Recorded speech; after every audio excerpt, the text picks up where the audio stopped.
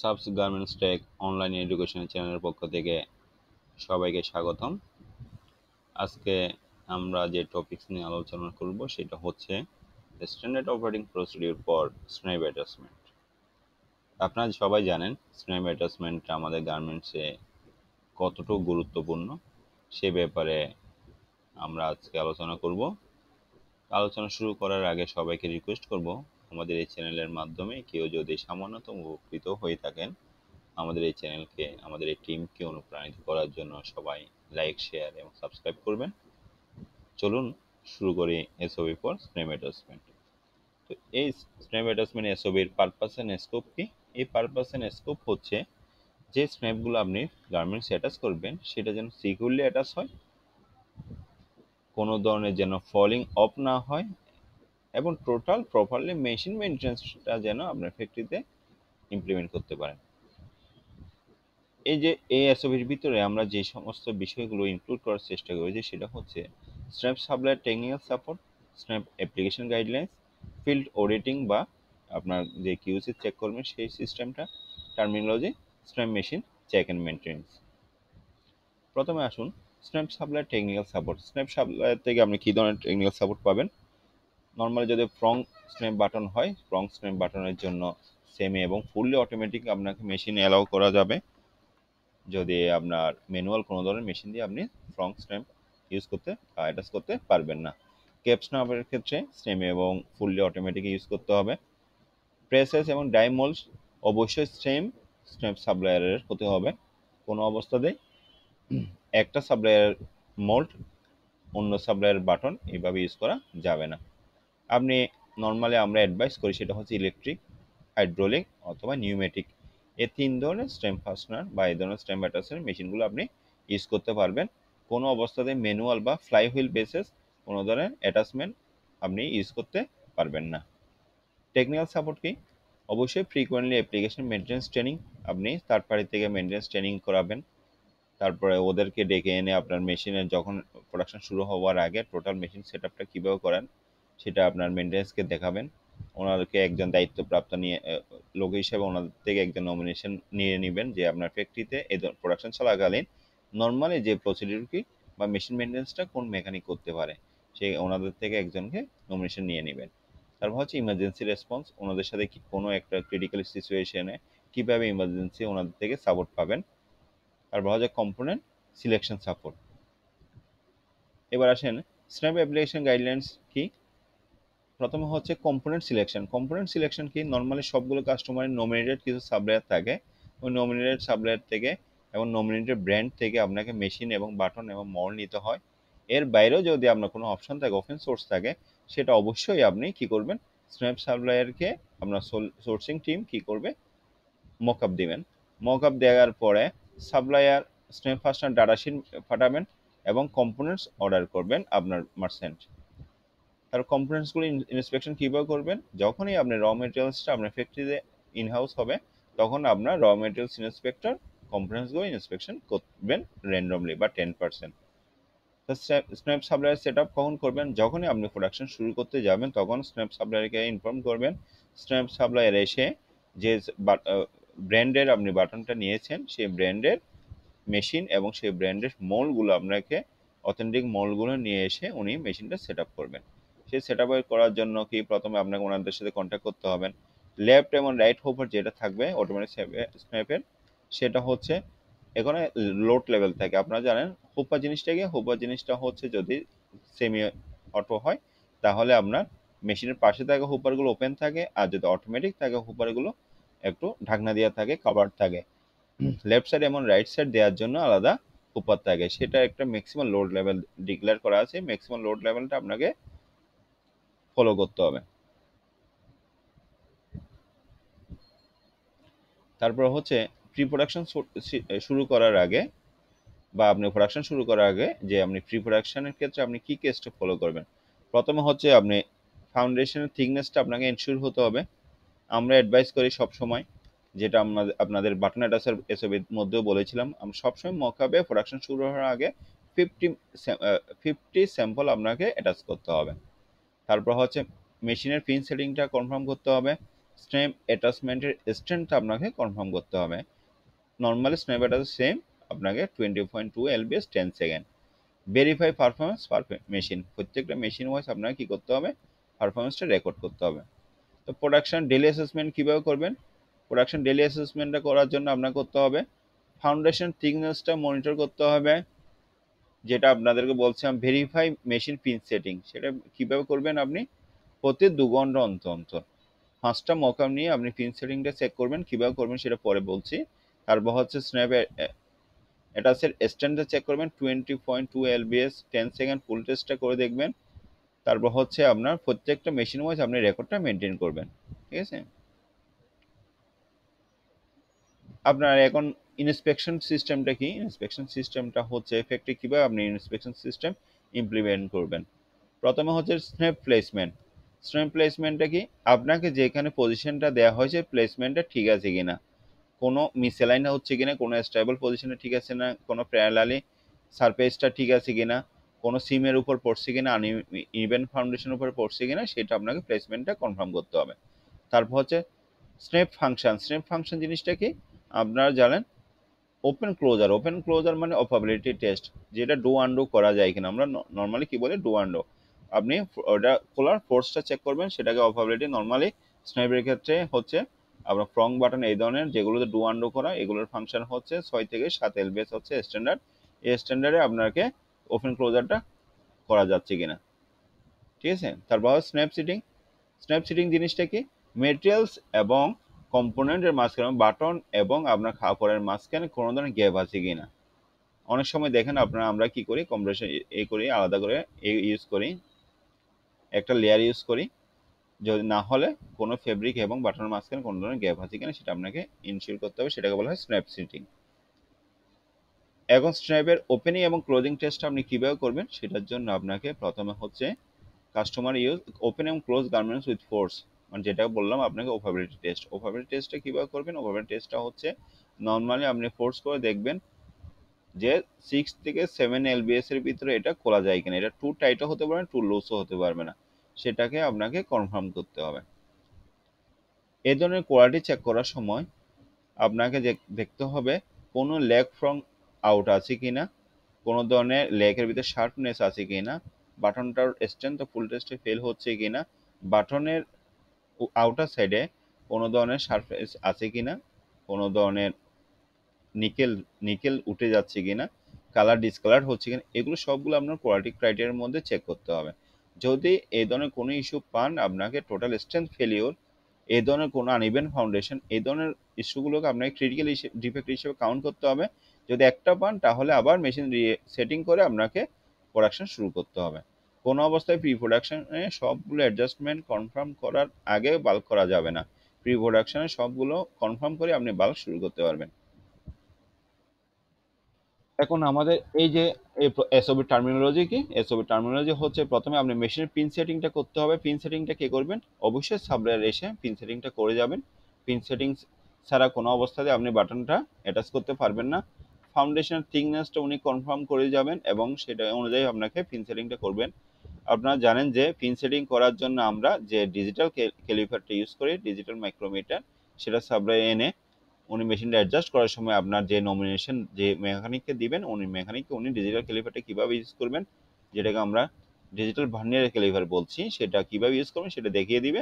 আর থিকনেসের জন্য যেটাকে আমরা টর্ক মাইক্রোমিটার, ফাউন্ডেশন চেক করার জন্য, যে ফেব্রিকের লেয়ার চেক করার জন্য, সেটা কীভাবে ইউজ করবেন সেটা উনি দেখিয়ে দিবেন। আপনার নমিনেটেড যে মেনটেন, ওনাকে জিনিসগুলো ভালো করে বুঝে নিতে বলবেন। তারপর হচ্ছে স্ন্যাপ মেশিন চেক এবং মেনটেন্স। যে জিনিসটা আমরা কে করবে সেটা হচ্ছে আমাদের মেশিন ইনহাউস যে মেকানিক থাকবে উনি করবেন। মেশিনের লুব্রিকেশন শিডিউল, মেশিনটা ডেলি আপনাকে চেক করতে হবে ভালো করে, আউটার সাইডটা নিট অ্যান্ড ক্লিন করতে হবে এবং অ্যাটলিস্ট ওয়ান্স এ উইক আপনাকে ওনাকে মেশিনগুলো লেভেল অয়েল লেভেলগুলো নিট অ্যান্ড ক্লিন করতে হবে। কোনো লুব্রিকেশন যেখানে দিতে হয় সেগুলো ক্লিন করতে হবে, কোনো অবস্থা যেন ড্রপ বা লিকেজ না থাকে। ওখানে মেশিনের মধ্যে একটা দেখবেন রেড মার্ক দিয়ে একটা লাইন থাকে, রেড মার্কে কোনো অবস্থাতেই ওনাকে হাত দেওয়া যাবে না। রেড মার্কের বাইরে বাকি অংশগুলো উনি অনসাইড মেকানিক যে থাকবেন উনি নিট অ্যান্ড ক্লিন করতে পারবেন বা কাজ করতে পারবেন।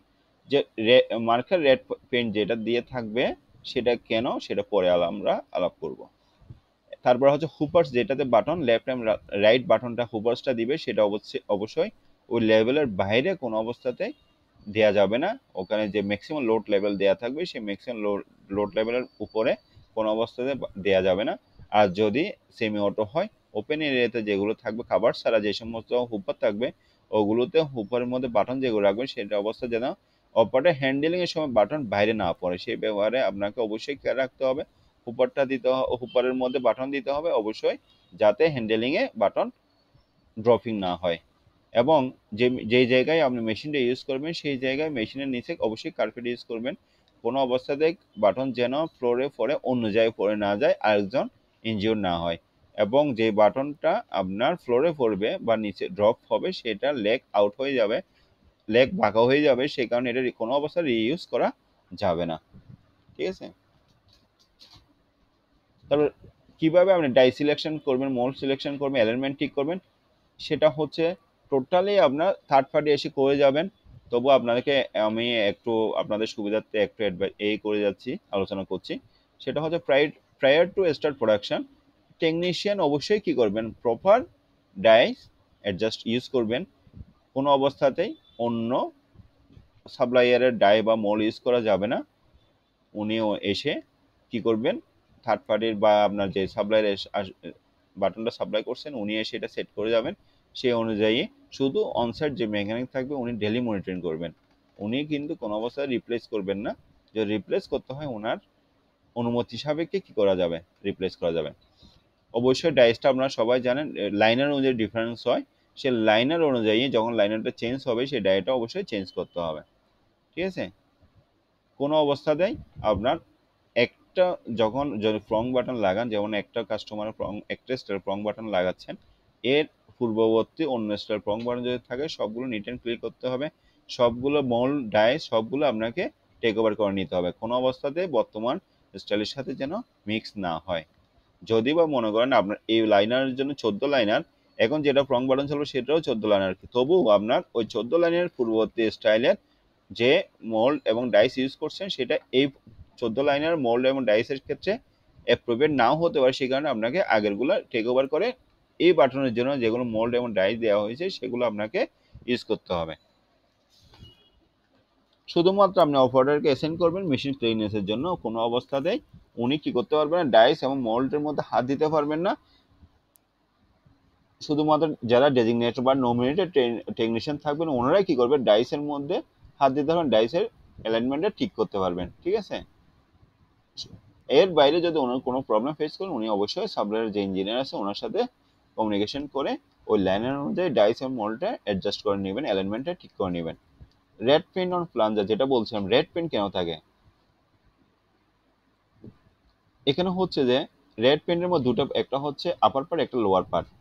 কোনো অবস্থাতে এই রেড পেন্টের যেটা থাকবে সেটাতে আপনার অনসাইড মেকানিক কোনো অবস্থায় টাচ করবেন না, সেটা আমরা থার্ড পার্টি যে ইঞ্জিনিয়ার আসে উনি শুধুমাত্র এসে এটা অ্যাডজাস্টমেন্ট করে দিবেন। এখানে দেখেন only authorise personnel from the snap supply make the necessary adjustment, উনি ছাড়া কোনো অবস্থাতেই কি করা যাবে না, অনসাইট মেকানিককে এই রেড পেন্ট কালার যেটা রেড পেন্ট প্লাঙ্গার এটা কোনো অবস্থাতেই উনি অ্যাডজাস্ট করবেন না। তারপর হচ্ছে ডেইলি মেশিন মেনটেন্স বা চেকিং অ্যাটাচমেন্ট মেশিন পার্টস, এখানে হচ্ছে all machine parts during cleaning and adjustment must be check to ensure what, কি করার জন্য, no screws or parts are missing or disconnected, কোনো অবস্থায় স্ক্রু এবং পার্টস যখন আপনার onsite mechanic daily machine maintenance করবে কোনো অবস্থাতে যেন কোনো পার্টসের স্ক্রু ডিসকানেকশন মিসঅ্যালাইনমেন্ট এগুলো না হয়, এগুলো প্রপারলি খেয়াল রাখতে হবে। এবং যদি কোনো ধরনের মনে করেন মোল্টের মাথা বা ডাইসের মাথা একটু বাঁকা মনে হচ্ছে, একটু ব্যান্ড হচ্ছে মনে হচ্ছে, তখনই ইমিডিয়েট আপনাকে রিপ্লেসের ব্যবস্থা করতে হবে, কোনো অবস্থায় ওর মেশিন পার্টস ইউজ করা যাবে না। তারপর এটা কেন ফলো, এই সমস্ত আপনাদেরকে যেগুলো স্টেপগুলো মেশিন মেনটেন্সের ক্ষেত্রে যেসব স্টেপের কথা বলা হয়েছে এগুলো ক্লিয়ারলি আপনাকে ফলো করতে হবে কোনো অবস্থাতে, যাতে মেশিন ফেলিওর বা মেশিন ব্রেকডাউন না হয়। যদি মেশিন ফেলিওর বা মেশিন ব্রেকডাউন রেকর্ডটা আপনার মেকানিক ওনার ডেইলি মেশিন মেনটেন্স রেকর্ডের মধ্যে লিপিবদ্ধ করবেন। ঠিক আছে, ভবিষ্যতে ওনার রেকর্ডের জন্য। এবং আপনাকে আরেকটা জিনিস রিমার্কস করা হয়েছে, সেটা হচ্ছে কোনো অবস্থাতে মেশিন বলেন, বাটন বলেন, মোল্ড এবং ডায়ো বলেন, যদি আপনি সিল ব্রোকেন অবস্থায় রিসিভ করেন, কোনো অবস্থাতেই আপনি ইউজ করবেন না। ইমিডিয়েট সাপ্লায়ারের সাথে কথা বলে সাপ্লায়ারকে ডেকে এনে ওনাকে দিয়ে জিনিসটা শর্ট আউট করাবেন। তারপর হচ্ছে আপনি র মেটেরিয়াল কি জিনিস ইন্সপেকশন সময় আপনাকে কি করতে হবে, সেটা হচ্ছে আপনি যখন ফ্রং বাটন ইউজ করবেন বা ইন্সপেকশন করবেন, তখন আপনাকে লেগগুলো ঠিকমতো খেয়াল রাখতে হবে। যেমন 4টা লেগ থাকার কথা, কয়টা 3টে লেগ আছে, 3টে লেগের মধ্যে একটা লেগ, আবার 4টা লেগের মধ্যে একটা লেগ ব্রোকেন, বা একটা লেগ একটু লম্বা, একটা লেগ একটু শর্ট, এই ধরনের যেন ইস্যুগুলো না থাকে। এটাকে বলা হয় প্রোট্রুডিং ইস্যু যেন না থাকে, সেই ব্যাপারে আপনাকে কি করতে হবে, কনফার্ম করতে হবে। তা থিকনেস বা ফাউন্ডেশন আপনারা জানেন যে লেয়ার কত লেয়ারের উপরে আপনার বসবে, স্ন্যাপটা অ্যাটাচ হবে, সেই ফাউন্ডেশন থিকনেসটা আপনাকে স্ন্যাপ সাপ্লায়ারের ইঞ্জিনিয়ার এসে আপনাকে অ্যাডজাস্ট করে দিয়ে যাবেন। প্রতিদিন আপনার মেকানিক ওই থিকনেসটা কনফার্ম করবে আপনাকে টর্ক মাইক্রোমিটারের মাধ্যমে। সেটা কিভাবে করবেন, স্ন্যাপ সাপ্লায়ার এসে উনি দেখিয়ে দিবেন। ওই হিসেবে আপনাকে ডেলি মেশিন মেনটেন্স হিসেবে আপনাকে মেকানিকরা ওই ফেব্রিকের থিকনেসটা আপনাকে এনশিওর করতে হবে। তারপর হচ্ছে পিন সেটিং যেভাবে দেখা দিবেন অ্যাডজাস্টমেন্ট করে, সেই ডিজিটাল ভার্নিয়ার ক্যালিপার দিয়ে আপনাকে এটা অনসাইড মেকানিক ডেলি পিন সেটিংটা কনফার্ম করতে হবে। তারপর আসেন এখানে কি করা যাবে না, সেটা হচ্ছে ফাউন্ডেশন কোনো অবস্থাতে মিক্স, যদি আনইভেন ফাউন্ডেশন সেই অবস্থাতে মারা যাবে না, ঠিক আছে। তারপর হচ্ছে foundation same as approve sample, মানে যেটা উনি করছেন অ্যাপ্রুভ করছেন সেই অনুযায়ী যে ফাউন্ডেশন ঠিক আছে কিনা, ওই জায়গায় মারা হচ্ছে কিনা সেটা কনফার্ম করতে হবে। স্ন্যাপ কোনো অবস্থায় ফ্লোরে, যেটা আগে বলছিলাম, কোনো অবস্থায় ফ্লোরে করা যাবে না। ফ্লোরে পড়লে সেই বাটনটা রিইউজ করা যাবে না, ঠিক আছে। আমাদেরকে অবশ্যই জানাবেন। তারপরে ক্লেমগুলো নিয়ে একটু আলাপ করি। ক্লেমগুলো কি, নর্মালি আমাদের কয়েক ধরনের ক্লেম পাওয়া যায় ফুল টেস্ট মেশিনে। সেই ক্লেমগুলো হচ্ছে এই ধরনের ক্লেমগুলো, প্রথম যে ক্লেম 1, এই ক্লেমটা আমরা কোন ধরনের বাটনের ক্ষেত্রে ইউজ করি, সেটা হচ্ছে স্ন্যাপের ক্ষেত্রে মেল ফিমেল থাকে, এটা সবাই জানেন। তারপর হচ্ছে স্টুডেন্ট ক্ষেত্রে মেল থাকে, যে ফিমেল থাকে। যদি স্ন্যাপের ক্ষেত্রে ফিমেল পার্টসের জন্য এবং স্টুডেন্ট ক্ষেত্রে মেল পার্টসের ফুল টেস্ট করার জন্য এই ক্লেমগুলো ইউজ করা হয়। এই ক্লেমগুলো কোথায় ইউজ করা হয়, সেটা হচ্ছে আপনার মেল ফার্স্ট বেবি স্ন্যাপসের ক্ষেত্রে মেল ফার্স্টের জন্য এই ধরনের আমরা ক্লেমগুলো ইউজ করে থাকি। নর্মালি এগুলো আপার পার্টসের জন্য এই ধরনের ক্লেম আমরা ইউজ করে থাকি। আর এই ধরনের যদি আপনার হয় গ্রেপসিবল হয়, ক্লেম হয়, সেই তখন কোথায় ইউজ করবেন, নর্মালি আমরা স্ন্যাপ বাটন যেগুলো হচ্ছে 30 লাইনের উপরে, এই ধরনের বাটনগুলোর ফুল টেস্ট করার জন্য এই ধরনের ক্লেম আমরা ইউজ করে থাকি। এখন বাটন অ্যাটাচ মেশিনের মধ্যে আমরা কোন ধরনের মেশিনগুলো আমরা সাজেস্ট করে থাকি, সেটা হচ্ছে আপনারা হয়তো যেই সমস্ত কাস্টমার বর্তমানে আপনাদের কাছে বিদ্যমান, ওনারা অ্যাডভাইস করবেন। তবু আমরা হচ্ছে যে এই যে ধরনের ফ্লাই হুল বা ম্যানুয়াল এই বাটনগুলো দিয়ে স্ন্যাপ অ্যাটাচ করা যাবে না। এটা হচ্ছে ফুল একটা অটোমেটিক মেশিন, যেখানে হুপারের কথা বলছিলাম, এই যে লেফট এবং রাইট হুপার থাকে, যেখানে আপনি কি করবেন, বাটনটা দিয়ে দিবেন এক পাশে লেফট এক পাশে রাইট। এখানে একটা ম্যাক্সিমাম লোড লেভেল থাকে, লোড লেভেলের উপরে কোনো অবস্থায় দেওয়া যাবে না, এবং পিপি থাকে এখানে। পিপিটা অবশ্যই আপনাকে সেফটি ম্যানুয়ালটা ফলো করতে হবে। এটা হচ্ছে নিউমেটিক, এটা হচ্ছে ইলেকট্রো। এই ইলেকট্রো, নিউমেটিক এবং ফুললি অটো এই ধরনের মেশিন ছাড়া ইউজ করা যাবে না। আরেকটা আছে সেমি অটো মানে ইলেকট্রিক এবং হাইড্রো প্রেশার। সেমি অটোটার পিক্সেলটা আমি এখানে ইনস্টল করিনি। এই সেমি অটো আপনি ইউজ করতে পারবেন যদি কাস্টমারের অনুমতি থাকে, কিন্তু এরকম ফ্লাই হুল বা ম্যানুয়াল এই ধরনের কোনো বাটন অ্যাটাচ মেশিন আপনি ইউজ করতে পারবেন না। তো আশা করি সবাই বুঝছেন। যদি কারো কোনো মনে প্রশ্ন থাকে, না বুঝে থাকেন, অবশ্যই আমাদেরকে কমেন্টস করে জানাবেন। তো আজকে এই পর্যন্ত। আমাদের এই চ্যানেলের মাধ্যমে আমি আবারও বলছি, কেউ উপকৃত হয়ে থাকলে অবশ্যই আমাদেরকে লাইক, শেয়ার এবং সাবস্ক্রাইব করে আমাদের টিমকে অনুপ্রাণিত করবেন। আমাদের পরবর্তী টিউটোরিয়াল আসা পর্যন্ত সবাই সুস্থ থাকুন, ভালো থাকুন, নিরাপদে থাকুন। ধন্যবাদ সবাইকে।